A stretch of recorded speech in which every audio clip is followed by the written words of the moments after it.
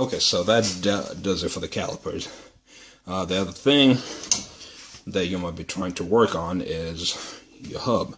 You have to replace your hub. So for that one, the prerequisite steps are remove your brake caliper somehow, remove your rotor. Then on this side, you've got these. You could choose to attack it right now, or choose to remove the entire assembly of the wheel. But I'll just go backwards depending on what job it is you're working on. There are 17s. Go ahead and use my impact here. You have 4 of them.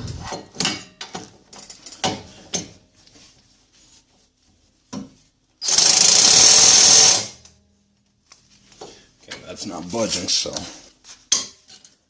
breaker bar comes in handy again. Same thing on the other side.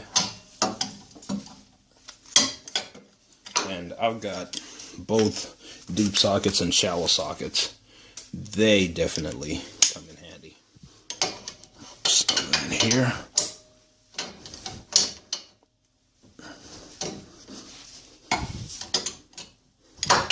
Then the other one, I'll just attack it from the back side.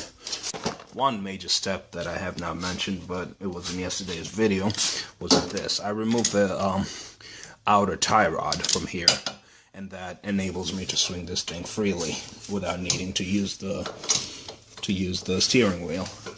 Of course, as I say, it just depends on what components you're dealing with and what you have to remove.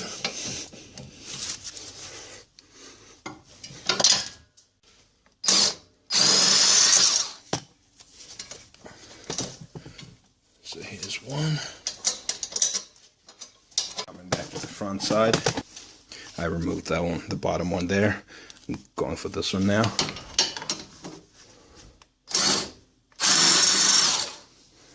And don't worry, it's not going to fall off. In fact, it's on there pretty tightly.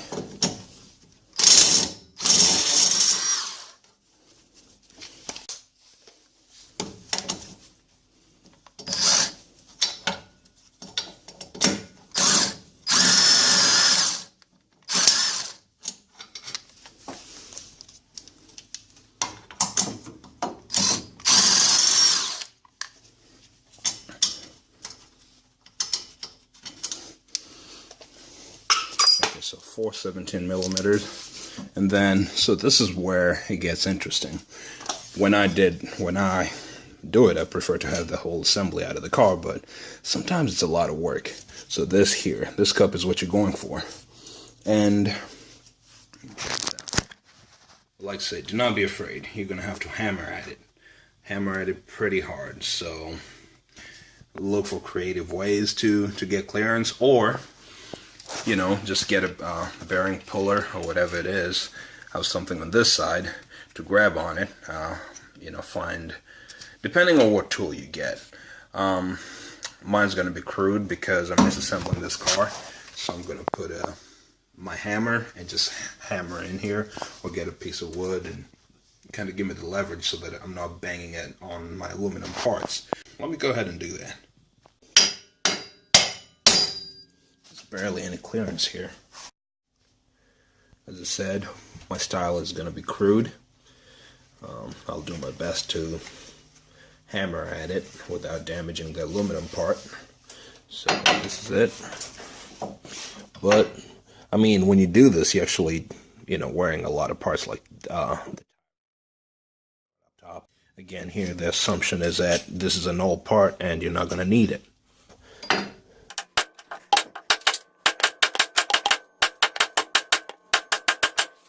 It's not budging at all.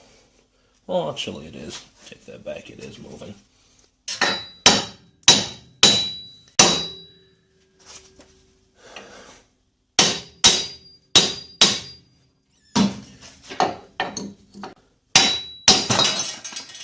Alright, there you go.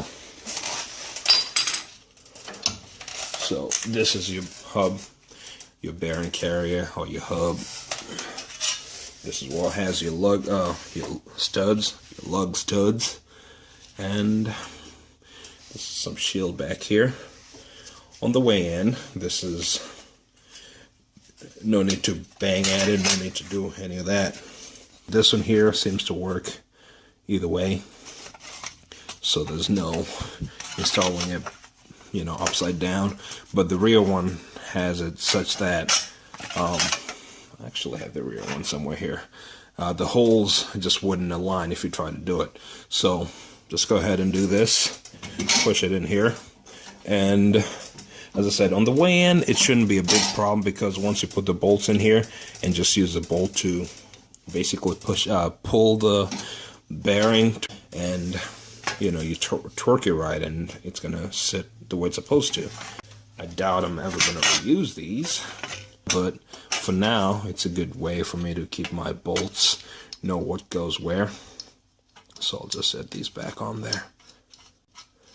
As you can see, it didn't really take too much effort, but on the way in, it's not going to be that bad at all. And see, I was banging on this, so no fear at all. Am I banging? I believe I did not hammer the aluminum, the cast aluminum at all.